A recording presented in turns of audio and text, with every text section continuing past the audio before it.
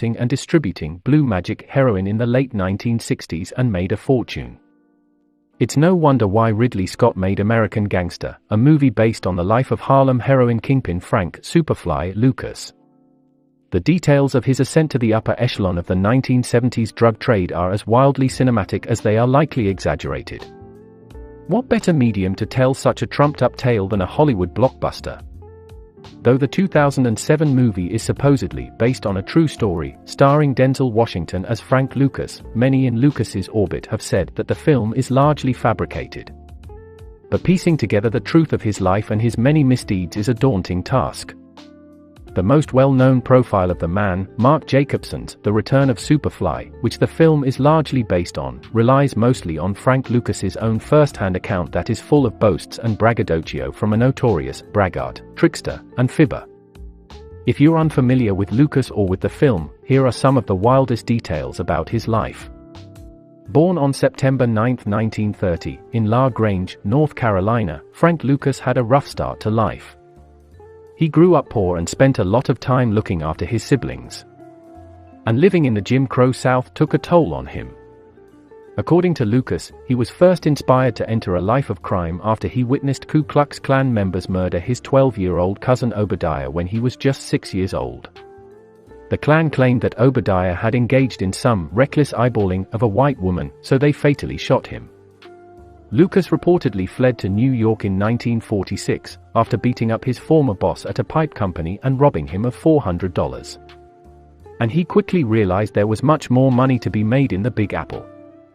From robbing local bars at gunpoint to swiping diamonds from jewelry stores, he slowly became bolder and bolder with his crimes.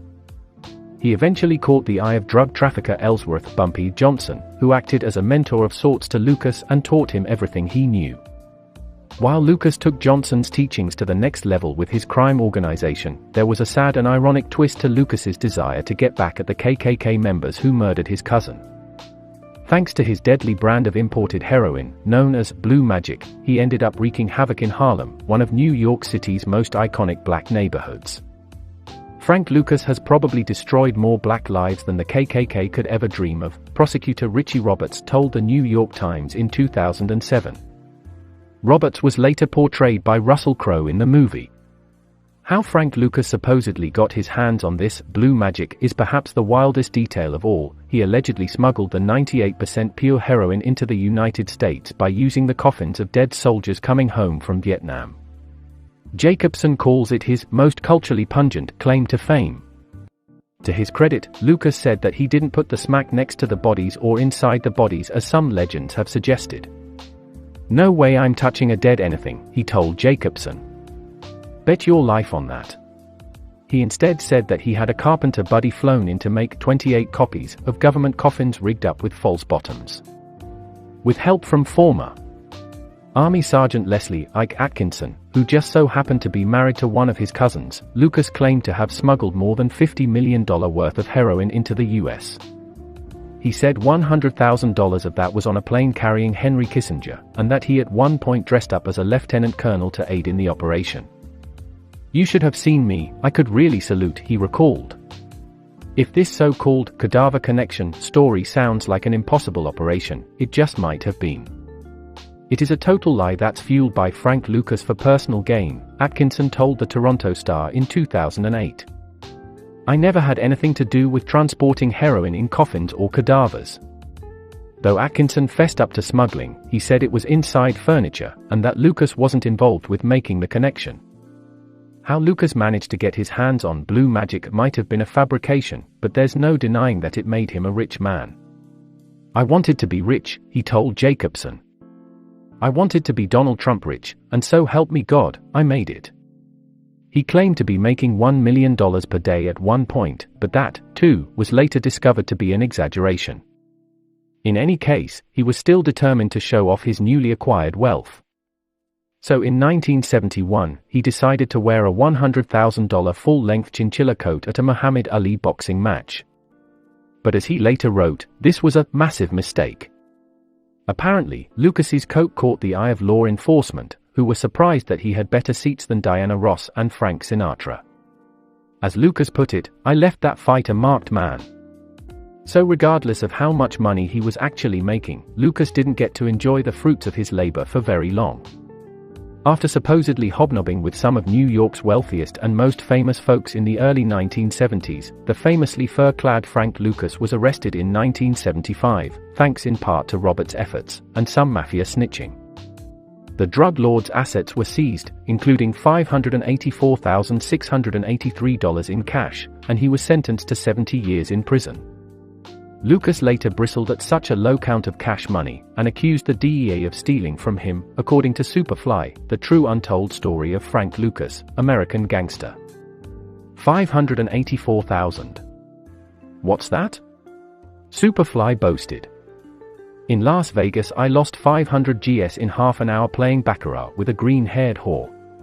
Later, Superfly would tell a television interviewer that the figure was actually $20 million. With time, the story has kept getting longer like Pinocchio's nose.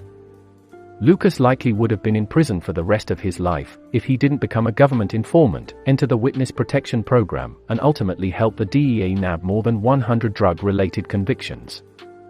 One relatively minor setback aside, a 7-year sentence for an attempted drug deal in his post-informant life, he went on parole in 1991. Overall, Lucas managed to get through everything relatively unscathed and reportedly enriched. According to the New York Post, Lucas received $300,000 from Universal Pictures and another $500,000 from the studio and Denzel Washington to buy a house and a new car for Lucas. But at the end of the day, beyond the ravages of his famous blue magic, Lucas was an admitted killer and an admitted liar, on a grand scale. Robin Hood, he was not. In some of his last interviews, Frank Lucas walked back a bit of the braggadocio, admitting, for instance, that he only had one false bottom coffin made. And for what it's worth, Lucas also admitted that only 20% of American Gangster is true, but the guys that busted him said that's also an exaggeration.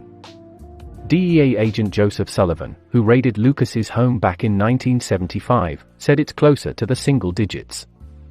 His name is Frank Lucas and he was a drug dealer. That's where the truth in this movie ends. Unlike other famous gangsters, Frank Lucas didn't go out in a blaze of glory. He died in 2019 at the age of 88 in New Jersey. His nephew, who confirmed his death to the press, said that he died of natural causes. By the time Lucas died, he had become pretty good friends with Richie Roberts, the man who helped bust him. And ironically enough, Roberts eventually ended up getting in some trouble with the law himself, pleading guilty to tax crimes in 2017. I am not one to condemn anyone for anything that they do, Roberts said after Frank Lucas's death.